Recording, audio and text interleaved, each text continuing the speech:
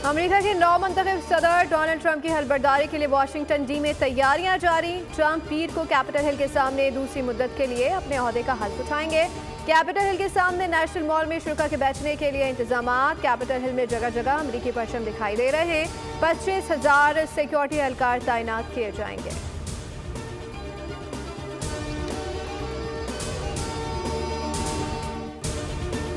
Coverage America से बराह रास्त हल्फ बर्दारी की मुकम्मल कवरेज आदिल अब्बासी न्यूयॉर्क और वॉशिंगटन डीसी से करेंगे बराह रास्त रिपोर्टिंग, लम्हा बलम्हा अपडेट्स और अहम शख्सियात के तज्ज़िये। जानिए अमेरिका की नई पॉलिसियों का असर और पाकिस्तान के साथ ताल्लुकात का मुस्तकबिल।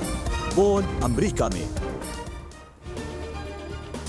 अमेरिका में हुकूमत की तब्दीली, नए सदर का हल्फ, मईशत, सियासत, खारजा और दीगर शोबों में पॉलिसियाँ क्या होंगी, दुनिया पर क्या असरात होंगे, फलस्तीनी और कश्मीरी क्या उम्मीद रखे। खुसूसी ट्रांसमिशन बोल अमेरिका में देखिए कल दोपहर 1 बजे। एंकर पर्सन आदिल अब्बासी रखेंगे लम्हा बालम्हा बदलती सूरत हाल से बाखबर।